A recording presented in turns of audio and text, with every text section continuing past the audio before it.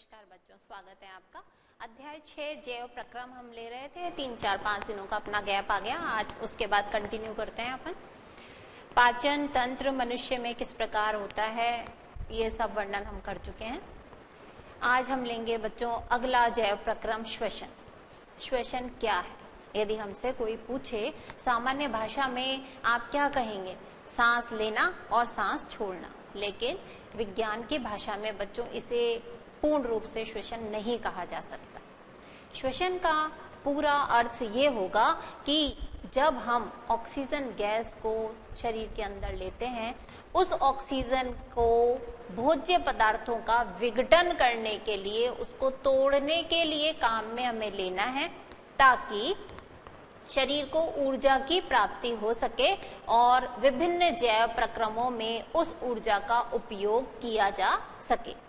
तो कुल मिलाकर संक्षेप में बच्चों हम क्या कहेंगे? श्वसन वह क्रिया है जिसमें कि कार्बनिक भोज्य पदार्थों का ऑक्सीकरण द्वारा विखंडन होता है। उस क्रिया को हम श्वसन कहते हैं। अब श्वसन जो है बच्चों, इसके अंदर ग्लूकोज का विखंडन होता है। अलग अलग पथ हैं। कौन कौन से पथ हैं अभी हम देखेंगे, लेकिन उन सभी पथों में बच्चों एक क्रिया यानी ग्लूकोज से पायरुवेट में विखंडन, जो कि क्रिया कोशिका द्रव्य में संपन्न होती है, वो कॉमन है। वो सामान्य सी बात है जो सभी पथों का स्टार्टिंग पॉइंट है, आरंभिक बिंदु है। तो सबसे पहले हम बात करेंगे बच्चों श्वसन किसे कहते हैं। वह क्रिया जिसमें कार्बनिक भोज्य पदार्थ का ऑक्सीकरण द्वारा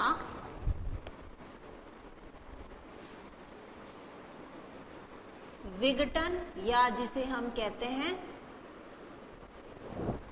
विखंडन होता है,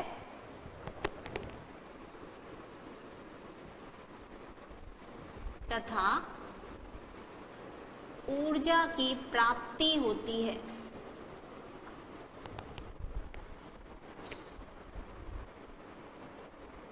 क्या कहलाती है? श्वसन क्रिया कहलाती है। तो इसकी परिभाषा हम कुछ इस प्रकार करेंगे। वह क्रिया जिसमें कार्बनिक भोज्य पदार्थ का ऑक्सीकरण द्वारा विघटन या विखंडन होता है तथा ऊर्जा की प्राप्ति होती है, श्वसन क्रिया कहलाती है। अगली बात हम ये करें कि जो ग्लूकोज का इसमें विखंडन होगा, ग्लूकोज का विखंडन भिन्न भिन्न पथों से होता है।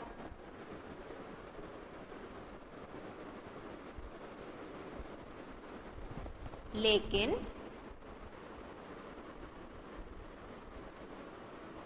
ग्लूकोज से पायरुवेट में विखंडन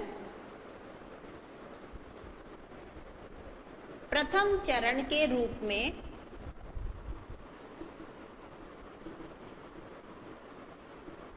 सभी पथों में पाया जाता है। सबसे पहले जो ग्लूकोज है बच्चों, वो पायरुवेट के अंदर टूटेगा और ये क्रिया जो है वो कहाँ होती है? यह क्रिया ग्लूकोज से पायरुवेट में बदलना, यह क्रिया कोशिका द्रव्य में संपन्न होती है।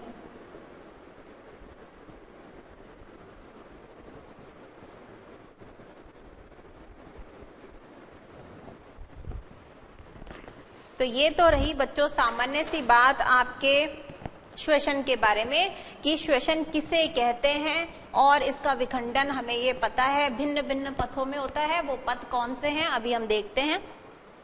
लेकिन उन सभी पथों में एक बात हम देखेंगे कि ग्लूकोज से पायरुवेट तो बनना ही बनना है और ये क्रिया संपन्न होती है कोशिका द्रव्य में। तो देखें हम ग्लूकोज का विखंडन किस प्रकार से भिन्न भिन्न पथों में होता है।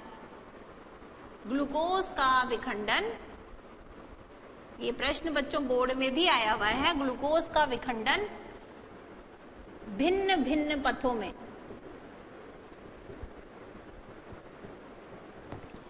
कौन से हैं वो पथ। सबसे पहले हम आपको बता रहे हैं कि ग्लूकोज से पायरूवेट तो बनना ही है और ये क्रिया होगी हमारे कोशिका द्रव्य में।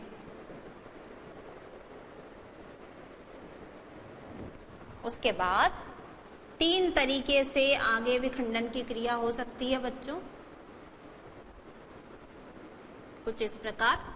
सबसे पहला पथ ये हो सकता है कि ये क्रिया जो है वो ऑक्सीजन की अनुपस्थिति में हो, यानी ऑक्सीजन की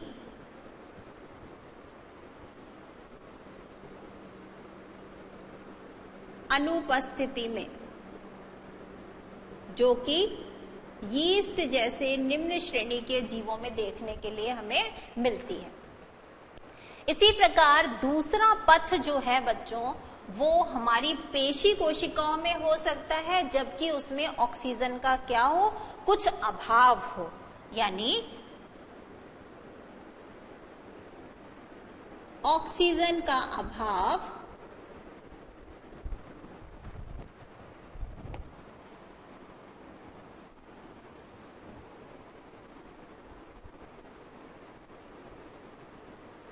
कहाँ है, पेशी कोशिका में। कभी कभी जब हमारी पेशियों को पूरी तरह से समुचित ऑक्सीजन नहीं मिल पाती, उस स्थिति में ये विखंडन होता है। तीसरा पथ हो सकता है बच्चों ऑक्सीजन की उपस्थिति में।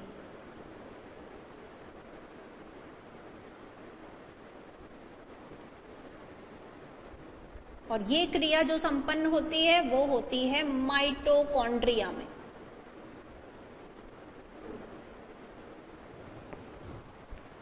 तो इस प्रकार से हम क्या देख रहे हैं कि ग्लूकोज से पहले चरण में पायरूवेट बन जाता है कोशिका द्रव्य में। अगला कदम 3 तरीके से संपन्न हो सकता है। पहला ऑक्सीजन की अनुपस्थिति में, जो कि यीस्ट कोशिकाओं के अंदर होता है, और बच्चों इसके जो अंतिम उत्पाद हैं वो बनते हैं हमारे कुछ इस प्रकार, ethanol plus carbon dioxide plus ऊर्जा, यदि ऑक्सीजन की अनुपस्थिति में ये विखंडन की क्रिया होती है। दूसरा पथ हम बता रहे हैं ऑक्सीजन का जब अभाव हमारी पेशी कोशिकाओं में होता है तो बच्चों पेशियों को थकान महसूस होती है। कभी कभार हम ये कहते हैं कि जो सामान्य भाषा में आप देखेंगे बाएंटे आ रहे हैं या नस चढ़ गई है हमारी, उस प्रकार से लैक्टिक अम्ल बनने के कारण ये क्रिया होती है। तो उस समय आपका उत्पाद होता है लैक्टिक अम्ल और साथ में ऊर्जा। तीसरा पथ जो ऑक्सीजन की उपस्थिति में संपन्न होता है माइटोकॉन्ड्रिया में, उस समय हमारे उत्पाद अंतिम रूप से होते हैं कार्बन डाइऑक्साइड, CO2, जल और ऊर्जा बहुत अधिक मात्रा में। तो इस प्रकार से बच्चों जो बोर्ड में प्रश्न पूछा गया है उसमें ग्लूकोज के विखंडन के भिन्न भिन्न पथ हमें दर्शाने हैं, तो ये कुछ इस प्रकार से हम दर्शा सकते हैं।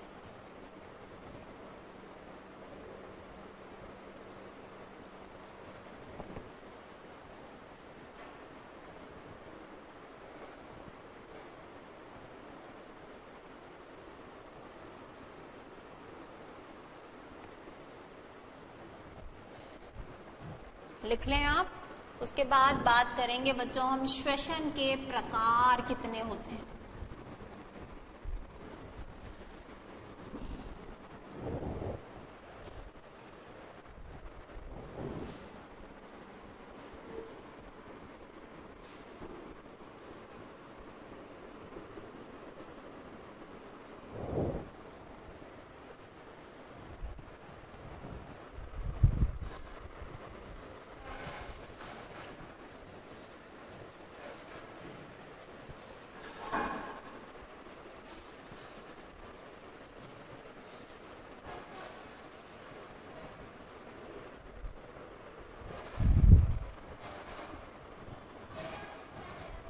अब बच्चों इन्हीं पथों के आधार पर हम क्या विखंडन ऑक्सीजन की उपस्थिति में हो रहा है या अनुपस्थिति में हो रहा है, श्वसन को हम दो भागों में बांटकर अध्ययन कर सकते हैं।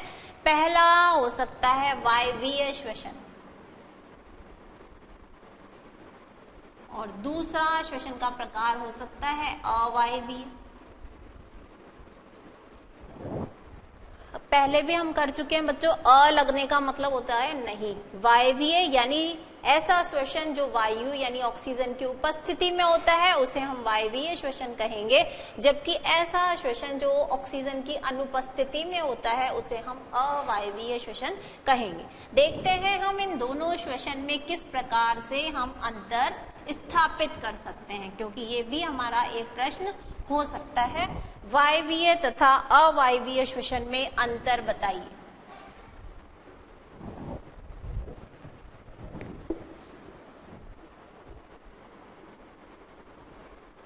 वायवीय तथा अवायवीय श्वसन में अंतर, एक तरफ आप लिख लेंगे वायवीय और दूसरी तरफ लिख लेंगे आप अवायवीय।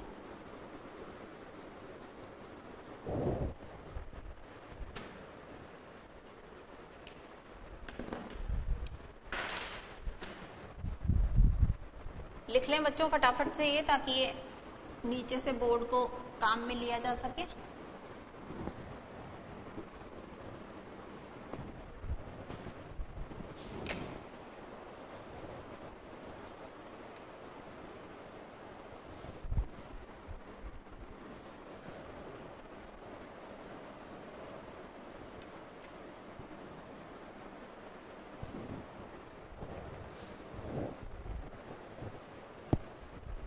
फुर्ती से बच्चों। ऑक्सीजन की अनुपस्थिति में ईस्ट में अंतिम उत्पाद है एथेनॉल, कार्बन डाइऑक्साइड और ऊर्जा।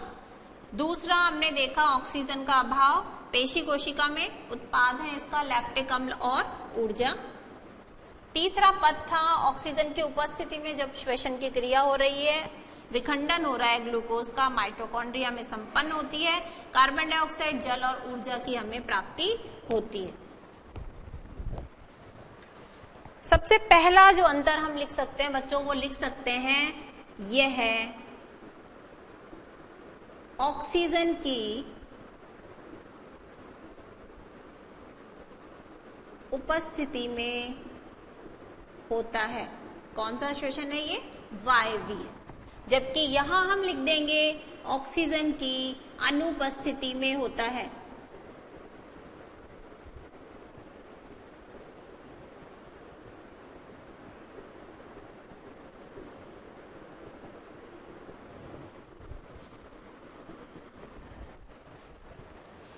दूसरा पॉइंट हो जाएगा बच्चों अंतर का हमारा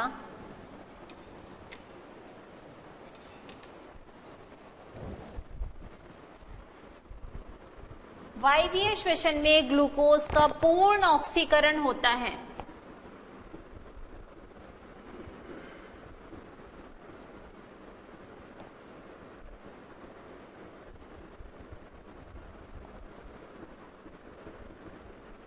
जबकि अवायवीय श्वसन में इसका अपूर्ण ऑक्सीकरण होता है।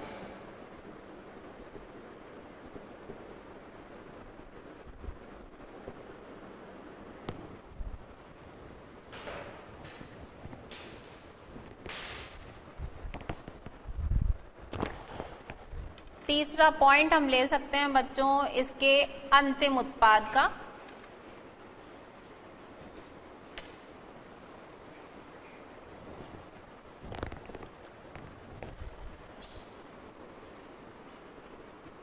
क्रिया के अंत में यानी अंतिम उत्पाद के रूप में वायवीय श्वसन में कार्बन डाइऑक्साइड, जल व ऊर्जा बनते हैं,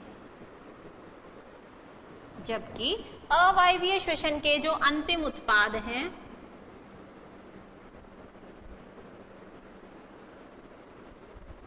एथेनॉल प्लस CO2 प्लस ऊर्जा। एथेनॉल CO2 और ऊर्जा है। अंतिम उत्पाद एथेनॉल CO2 और ऊर्जा है।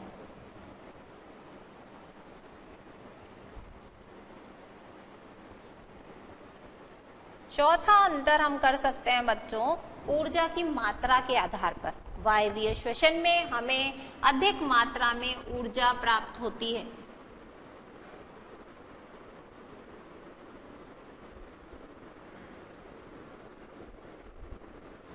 जबकि अपेक्षाकृत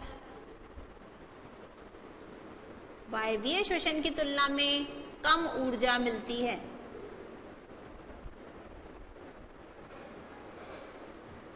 पांचवा और लास्ट पॉइंट हम कर सकते हैं बच्चों कि ये क्रियाएं होती किन किन में हैं।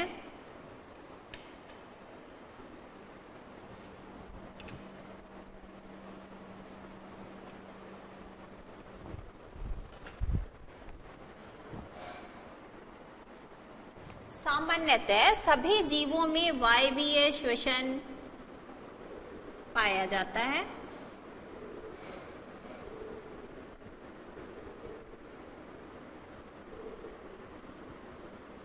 लेकिन अवायवीय श्वसन जो है वो कवक, कुछ जीवाणुओं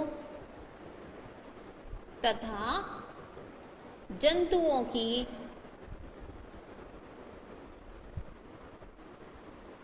कुछ पेशियों में होता है। ये अवायवीय श्वसन।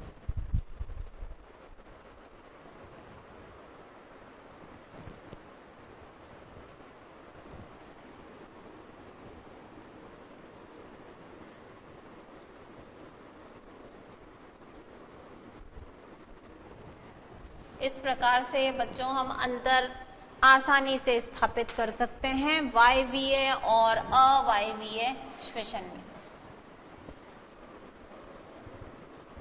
नोट कर लें आप, आगे चलें हम।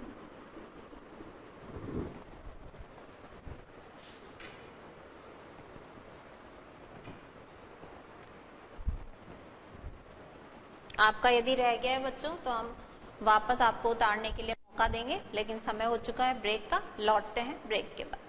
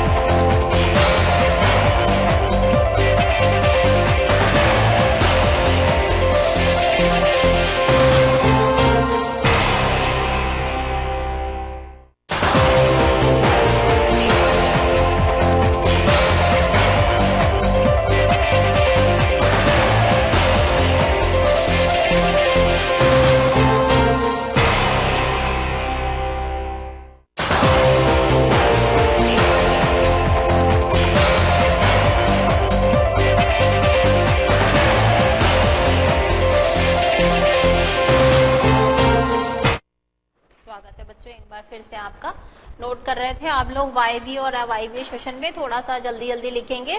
वायवीय श्वसन में पहला पॉइंट हम ले रहे हैं, यह है ऑक्सीजन की उपस्थिति में होता है, जबकि अवायवीय श्वसन जो है वो ऑक्सीजन की अनुपस्थिति में होता है। दूसरा पॉइंट हमारा है ग्लूकोज का पूर्ण ऑक्सीकरण हो जाता है वायवीय श्वसन के दौरान, जबकि अपूर्ण ऑक्सीकरण ही हो पाता है अवायवीय श्वसन में। तीसरा है अंतिम उत्पाद के रूप में वायवीय श्वसन में हमें कार्बन डाइऑक्साइड, जल और ऊर्जा की प्राप्ति होती है, जबकि अवायवीय श्वसन में एथेनॉल, कार्बन डाइऑक्साइड और ऊर्जा अंतिम उत्पाद के रूप में हमें प्राप्त होते हैं। वायवीय श्वसन में अधिक मात्रा में हमें ऊर्जा की प्राप्ति होती है, जबकि अपेक्षाकृत कम ऊर्जा मिलती है हमें अवायवीय श्वसन के दौरान। सामान्यतः सभी जीवों में ये घटित होती है वायवीय श्वसन की क्रिया, जबकि कवक, जीवाणु तथा जंतुओं के कुछ पेशी या ऊतकों के अंदर ही ये वाली अवायवीय श्वसन हमें देखने के लिए मिलता है।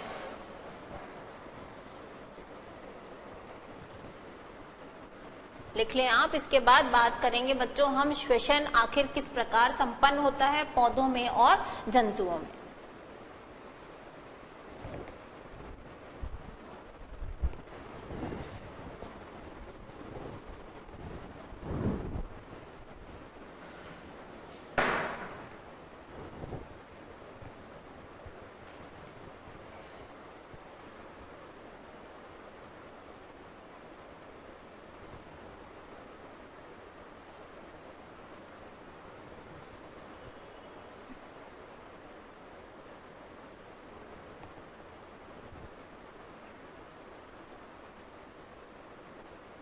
चलिए बच्चों बात आगे करते हैं।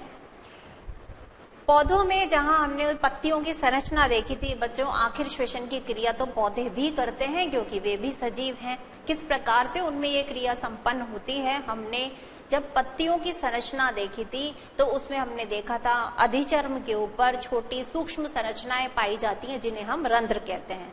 तो इन्हीं रंध्रों के माध्यम से पौधे को ऑक्सीजन मिलती है और कार्बन डाइऑक्साइड इन्हीं रंध्रों के माध्यम से बाहर जाती है।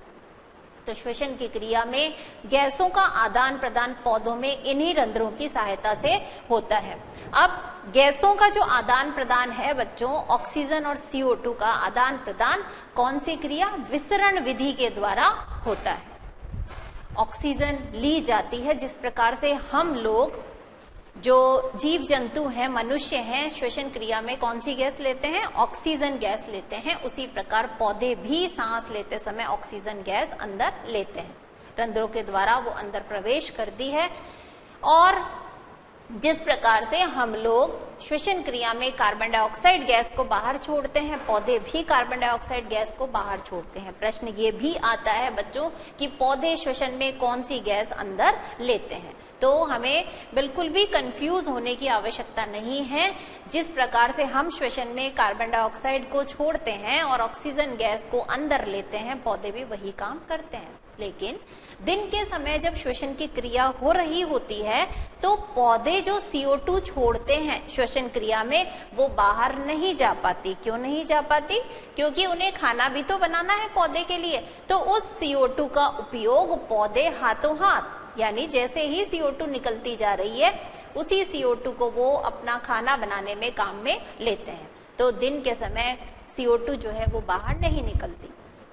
लेकिन रात्रि के समय जब ये प्रकाश संश्लेषण की क्रिया नहीं होती है, उस स्थिति में केवल श्वसन क्रिया जारी रहती है और ऑक्सीजन अंदर जाती है और कार्बन डाइऑक्साइड बाहर निकल जाती है। तो रात्रि के समय पौधों के आसपास जो वायु की अधिकता है बच्चों, वो है कार्बन डाइऑक्साइड वायु की अधिकता। इसीलिए हमारे घर के बड़े बुजुर्ग हमें क्या मना करते हैं कि रात में पौधों को छूना नहीं चाहिए, उनके आसपास हमें नहीं जाना चाहिए, क्योंकि पौधों से उस समय रात्रि के समय हमें ऑक्सीजन की प्राप्ति नहीं हो रही। तो ये तो बात हुई बच्चों पौधों में श्वसन क्रिया किस प्रकार होती है। रंध्र जो हैं, उनकी संरचना जो है रंध्र की पाई जाती है पत्तियों में, वो श्वसन क्रिया में सहयोग करती है। बात अब करें जंतुओं की। जंतु किस प्रकार से श्वसन करते हैं। जल में रहने वाले जंतुओं की यदि हम बच्चों बात करें, जलीय जंतुओं में श्वसन,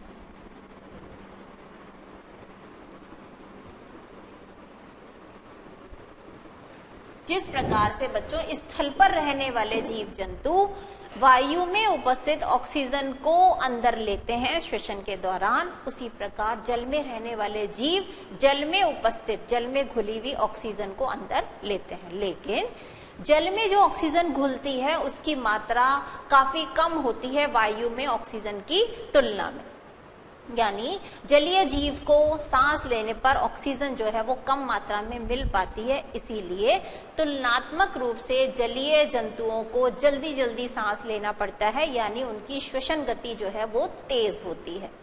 तो जल में घुली हुई ऑक्सीजन को काम में लेते हैं हमारे जलीय जंतु। स्थलीय जंतुओं की यदि बात करें तो बच्चों, वायु में जो कितना प्रतिशत, 21% हमारी ऑक्सीजन है, उसका उपयोग करते हैं हमारे स्थलीय जीव जंतु।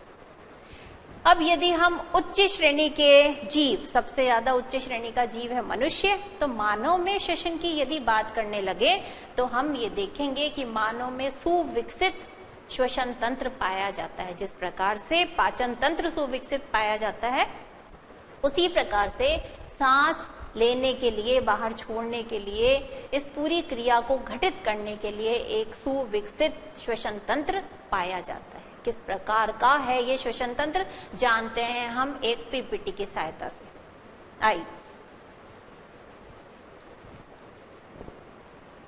हमारा रेस्पिरेटरी सिस्टम यानी कि श्वसन तंत्र दिखाई देता है बच्चों कुछ इस प्रकार का। ये देखिए, यहाँ सबसे पहले हम श्वसन अंग के रूप में काम आते हैं अंग, वो हम ध्यान देंगे। सबसे पहले बच्चों शुरुआत हो जाती है नाक में। ये जो हमारे 2 छिद्र हमें नजर आते हैं, इन्हें हम नासाद्वार कहते हैं। नासाद्वार से श्वसन तंत्र हमारा शुरू हो जाता है। अब उसके बाद जो वायु है ये यहाँ से प्रवेश करेगी, इन छिद्रों के द्वारा ऑक्सीजन अंदर प्रवेश करती है, और नासापथ, ये जो पूरा मार्ग है इसका, जो कि यहाँ तक जाकर के फेफड़ों तक जाकर के पूरा समाप्त होता है। तो वायु अंदर प्रवेश करती है नासाद्वार के द्वारा, और नासापथ से होकर के उसे गुजरना पड़ता है। तो अंदर जो ये मार्ग है ये कहलाता है नासापथ। अब नासाद्वार से जब वायु बच्चों प्रवेश करती है तो यहाँ पर महीन बाल हैं, महीन रोम है और श्लेष्मा होती है, जिसका काम होता है कि अंदर जो वायु जाएगी वो वायु एक तरह से छन करके अंदर जाएगी, ताकि धूल मिट्टी आदि के कण बाहर ही रह जाएंगे, श्लेष्मा से चिपक कर ही रह जाएंगे, और अंदर जो वायु प्रवेश करेगी वो कैसी होगी, अशुद्धियों रहित वायु अंदर जाएगी। तो सबसे पहला हो गया हमारा नासाद्वार, उसके बाद हो गया हमारा नासापथ, फिर उसके बाद बच्चों फेरिंग्स। फेरिंग्स को हिंदी में कहते हैं ग्रसनी। ग्रसनी आगे जाके कंठ में खुलती है, और कंठ के बाद बच्चों ये ट्रेकिया, जिसे हम श्वास नली कहते हैं, इसमें आपको ये गोल गोल संरचनाएं नजर आ रही हैं, छल्ले नुमा संरचनाएं पाई जाती हैं, जो कि उपास्थि के बने हुए वलय होते हैं। इनका काम क्या है बच्चों, इन छल्लों का काम ये होता है कि जब हवा जो है कम हो इस स्थिति में, तो ये इसको पिचकने नहीं देते, श्वास नली को पिचकने नहीं देते हैं। श्वास नली आगे बच्चों 2 भागों में बंटती हुई नजर आ रही है हमें। एक हिस्सा, ये जो आपको बड़ी सी संरचना नजर आ रही है, ये देखिएगा, ये गुलाबी से रंग के जो है बच्चों, ये है हमारे फुफ्फुस या फेफड़े, और ये है हमारा बायां फेफड़ा, ये है हमारा दायां फेफड़ा। तो इस श्वास नली के 2 हिस्से हो जाते हैं बच्चों, एक जाता है बाएं फेफड़े में और दूसरा जाता है दाएं फेफड़े में। तो श्वास नली के इस हिस्से को अब हम कहते हैं श्वसनी। श्वास नली 2 श्वसनी में बट जाती है। उसके बाद ये श्वसनिकाएं, अगर आप इस दाएं फेफड़े में नजर देखें तो ये श्वसनी आगे और पतली पतली शाखाओं में बटी हुई है बच्चों। ये श्वसनिकाएं हैं जिनका अंतिम सिरा लास्ट में जाकर के फूली हुई गोलाकार संरचना बनाता है। इस संरचना को हम कूपिका कहते हैं। समझ में आया? श्वास नली थी, श्वास नली दोनों फेफड़ों में जब गई तो बट गई, श्वसनी कहलाई, और श्वसनी से और पतली पतली शाखाएं जितनी निकली वो श्वसनिका कहलाई। और इन श्वसनिकाओं के अंतिम सिरे फूले हुए होते हैं, गोलाकार होते हैं, जिसे हम कूपिका कहते हैं। और ये कूपिका सतह प्रदान करती है गैसों के आदान प्रदान के लिए। जो ऑक्सीजन अंदर आई है वो दे दी जाती है फुफ्फुस को, और कार्बन डाइऑक्साइड जो पूरे शरीर से एकत्रित हुई वो ले ली जाती है। इस प्रकार कूपिका के अंदर गैसों आदान प्रदान या गैसों का विनिमय होता है। कुछ इस प्रकार की क्रिया है हमारी श्वसन की। तो मुख्य अंग हो गए बच्चों नासाद्वार, नासापथ, ग्रसनी, कंठ, श्वासनली, श्वसनी और फेफड़े, और ये पूरा संरचना है कहलाती है श्वसन तंत्र। तो आइए लौटते हैं।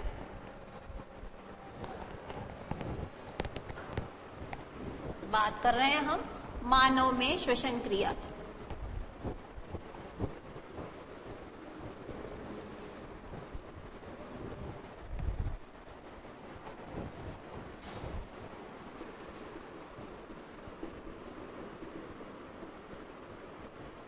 मानव में श्वसन, सुविकसित पाचन तंत्र उपस्थित,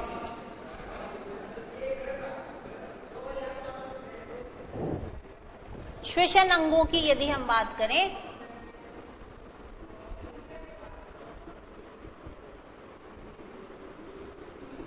नासाद्वार, नासापथ, ग्रसनी, कंठ, श्वासनली, श्वसनी, जो कि आगे श्वसनिका में बढ़ती है, और श्वसनिका किसमें है? कूपिका में अंत होता है इसका। श्वसनिका का अंतिम सिरा क्या कहलाता है? कूपिका। तो श्वास नली बच्चों जो यहाँ से श्वसनी में प्रवेश करी, ये सारी संरचनाएं मिलकर के किसमें उपस्थित होती हैं? फुफ्फुस में उपस्थित होती हैं। यही वायु का मार्ग रहता है। नासा द्वार से वायु प्रवेश करेगी, नासा पथ से होती हुई ग्रसनी में प्रवेश करेगी, ग्रसनी के बाद कंठ और श्वास नली में उपास्थि के बने छल्ले हैं,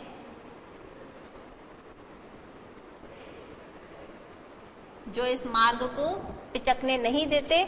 श्वसनी बट जाती है दो हिस्सों में, और उसके बाद फेफड़ों के अंदर ये पहुंच जाती है, जहां पर श्वसनिका और कूपिका जो है ये संरचनाएं उपस्थित होती हैं। तो ये है हमारे श्वसन अंग, श्वसन तंत्र आपके सामने अभी हमने पीपीटी के द्वारा आपको समझाया। यदि हम श्वसन क्रिया की बात करें बच्चों, आखिर श्वसन क्रिया किस प्रकार होती है? श्वसन क्रिया को हम दो भागों में बांट सकते हैं, अंतः श्वसन और दूसरा उच्च श्वसन।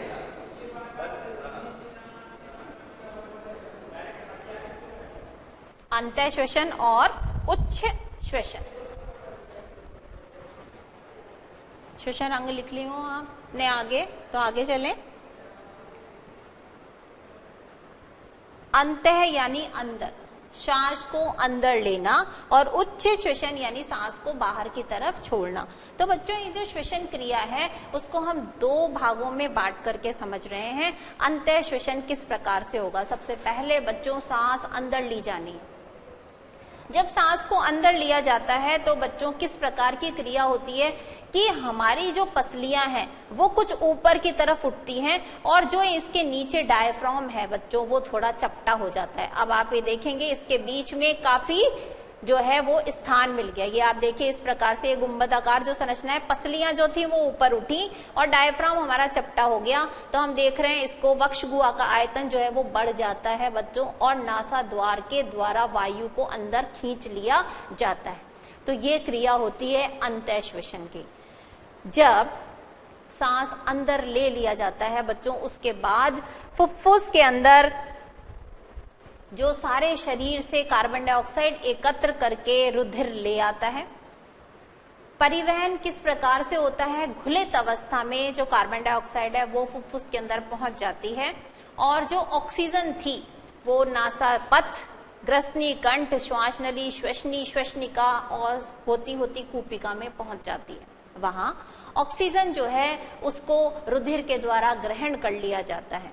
अब बच्चों रुधिर में एक वर्णक है हीमोग्लोबिन, जिसे हम श्वसन वर्णक कहते हैं। इस हीमोग्लोबिन का काम क्या है कि ये उस ऑक्सीजन के प्रति बड़ा स्नेह रखता है, उसके साथ उच्च बंधुता रखता है।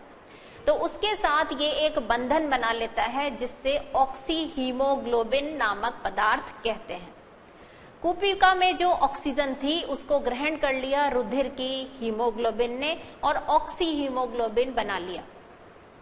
इसको जैसे जैसे रुधिर पूरे शरीर में बहेगा उसके साथ साथ हीमोग्लोबिन के द्वारा ऑक्सीजन को शरीर की प्रत्येक कोशिका तक पहुंचा दिया जाता है और जो सारे शरीर में कार्बन डाइऑक्साइड उत्पन्न हुई विभिन्न जैव प्रक्रमों में उनको ले जाकर के फुफ्फुस के अंदर छोड़ दिया जाता है। इस प्रकार अंतः शोषण की क्रिया हो चुकी है, ऑक्सीजन अंदर आ चुकी है और शरीर को पहुंचाई जा रही है विभिन्न कोशिकाओं को हीमोग्लोबिन के द्वारा। अब जो कार्बन डाइऑक्साइड पूरे शरीर से एकत्रित होकर आई है कूपिकाओं में उसका क्या? तो अब बात आती है बच्चों दूसरी क्रिया उच्च शोषण की, जिसे हमने कार्बन डाइऑक्साइड को बाहर निकाला जाना है। फिर से अब पसलियां जो ऊपर उठी हुई थी बच्चों वो पसलियां नीचे की तरफ आती हैं और जो हमारा डायफ्राम चपटा था ये थोड़ा ऊंचा उठता है। तो आप देखिए कुछ इस प्रकार का हो जाता है। अब पसलियां जो उठी हुई थी वो नीचे आती हैं और जो डायफ्राम हमारा चपटा था वो गुंबदाकार हो जाता है। तो अब वक्ष गुहा का आयतन जो है वो बहुत कम हो जाता है बच्चों, दबाव पड़ता है फेफड़ों पर और कार्बन डाइऑक्साइड को बाहर की तरफ छोड़ दिया जाता है। तो ये क्रिया हो जाती है हमारी उच्च श्वसन की। इस प्रकार श्वसन की क्रिया अंतः श्वसन और उच्च श्वसन दो प्रक्रमों में पूरी हो जाती है। गैसों का आदान प्रदान हुआ, विनिमय हुआ और शरीर को इसे पहुंचाया गया हीमोग्लोबिन के द्वारा। तो इस प्रकार ये पूरी क्रिया और गैसों का परिवहन संपन्न होता है। इतनी बात थी बच्चों मानव में श्वसन तंत्र की, श्वसन क्रिया कैसे होती है। अब वक्त है हमारे बोर्ड के प्रश्न का। फटाफट से आप नोट करेंगे बोर्ड में आए हुए प्रश्न इस टॉपिक से संबंधित। सबसे पहला प्रश्न 2016 का कुछ इस प्रकार था बच्चों, श्वसन किसे कहते हैं? 2016 का ये प्रश्न, श्वसन किसे कहते हैं?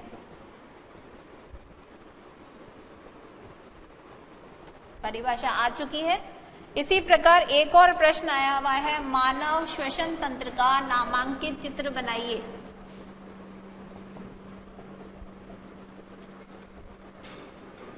चित्रों के अभ्यास भी हमें रखने हैं क्योंकि चित्र भी आते हैं 7 से 8 नंबर के।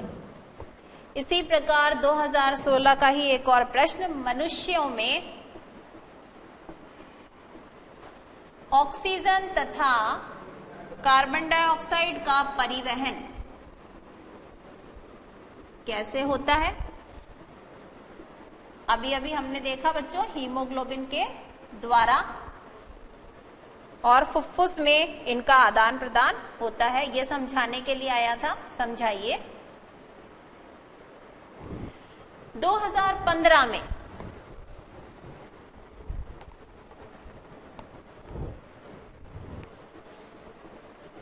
जो प्रश्न आया है वो है, हमारे शरीर में हीमोग्लोबिन की कमी के क्या परिणाम हो सकते हैं? हम इसमें हीमोग्लोबिन की भूमिका बताएंगे बच्चों और उसके बाद हीमोग्लोबिन की कमी से क्या प्रभाव पड़ेगा वो बताना है।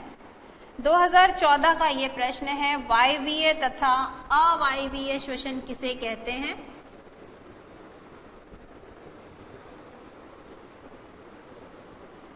समय हो रहा है इसलिए आप थोड़ा फुर्ती से लिख लें। विभिन्न पथों द्वारा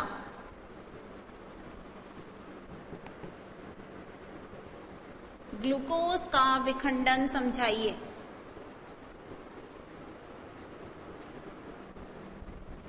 सभी प्रश्नों के उत्तर बच्चों हम कवर कर चुके हैं।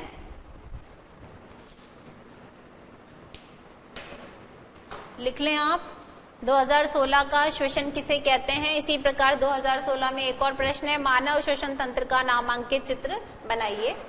2016 का ही एक और प्रश्न है, मनुष्यों में O2 और CO2 का परिवहन किस प्रकार होता है समझाइए। 2015 में पूछा गया, हमारे शरीर में हीमोग्लोबिन की कमी के क्या परिणाम हो सकते हैं। और 2014 में वायवीय तथा अवायवीय श्वसन किसे कहते हैं। विभिन्न पथों के द्वारा हमें उसका विखंडन समझाना है, ग्लूकोज किस प्रकार से विखंडित होती है। तो ये बात तो हो गई बच्चों आपके श्वसन तंत्र से संबंधित पूरी। अगली क्लास में जब हम मिलते हैं आपसे बात करते हैं वहन कैसे होता है, परिवहन किस प्रकार से होता है। मिलते हैं अगली क्लास में, तब तक के लिए नमस्कार।